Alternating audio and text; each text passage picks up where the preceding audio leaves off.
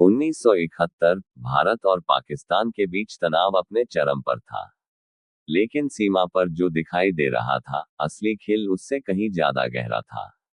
उस समय भारत की खुफिया agency research and analysis wing के कुछ एजेंट एक ऐसे मिशन पर भेजे गए थे, जिसके बारे में अगर दुश्मन को जरा भी भनक लग जाती, तो न सिर्फ मिशन खत्म हो जाता, बल्कि भारत की राष्ट्रीय सुरक्षा भी खतरे में पड़ सकती थी।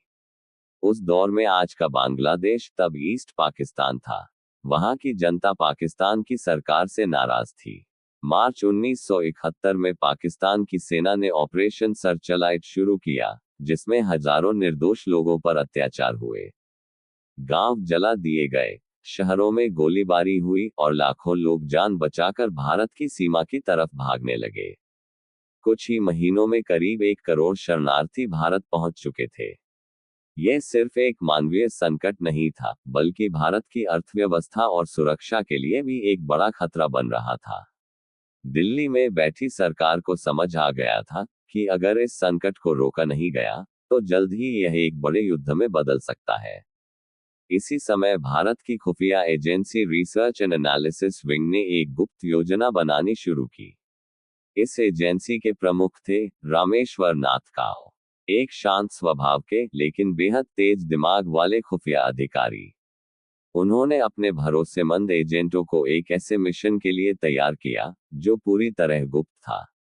यह मिशन था ईस्ट पाकिस्तान के अंदर जाकर जानकारी जुटाना, स्थानीय विद्रोहियों से संपर्क बनाना और पाकिस्तान की सेना की गतिविधियों पर नजर रखना। लेकिन ये काम आसान नहीं था। ईस्ट पाकिस्तान के हर बड़े शहर में पाकिस्तानी सेना तैनात थी।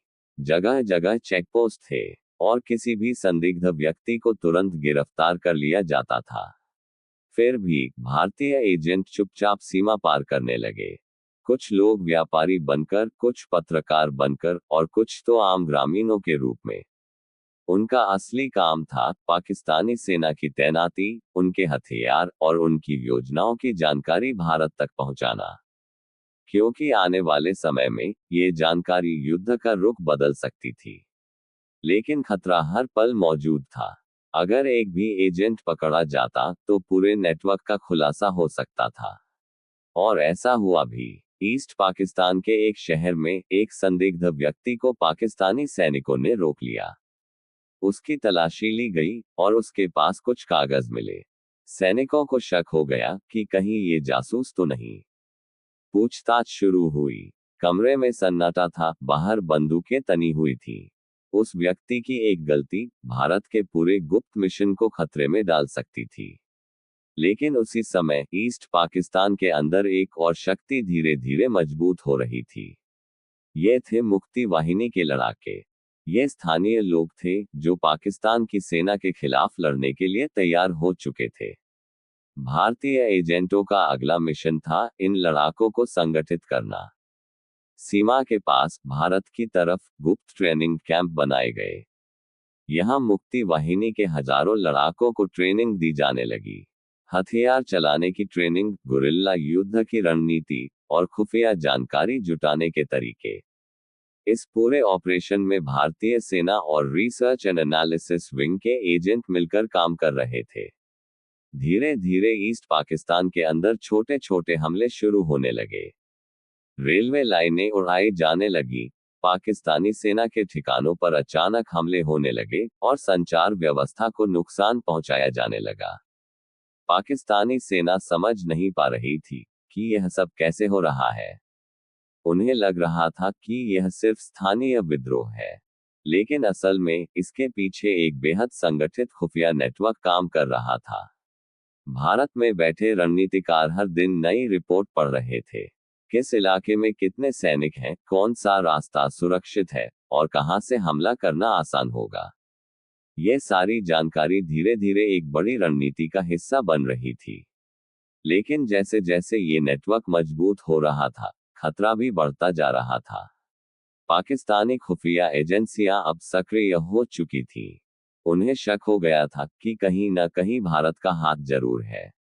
उन्होंने ईस्ट पाकिस्तान के शहरों में जासूस ढूंढने के लिए बड़े पैमाने पर छापेमारी शुरू कर दी। कई लोगों को गिरफ्तार किया गया।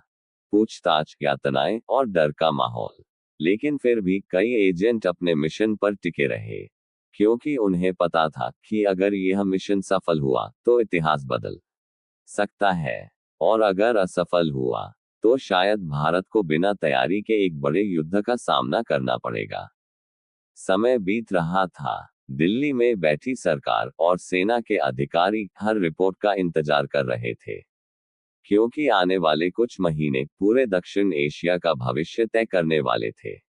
सीमा के उस पार अंधेरे में छिपे कुछ लोग चुपचाप काम कर रहे थे। उनकी पहचान गुप्त थी, उनके नाम इतिहास में शायद कभी दर्ज नहीं होंगे, लेकिन उनका मिशन इतना बड़ा था कि उसकी सफलता या असफलता पूरे क्षेत्र की किस्मत बदल सकती थी। और 1971 की उस खामोश जासूसी लड़ाई में हर संदेश, हर कदम और हर फैसला भारत की राष्ट्रीय सुरक्षा के लिए एक बहुत बड़ा दांव बन चुका था। क्योंकि कभी-कभी इतिहास के सबसे बड़े युद्ध बंदूकों से नहीं, बल्कि खामोश जासूसों के साहस और उनके गुप्त मिशनों से जीते जाते हैं।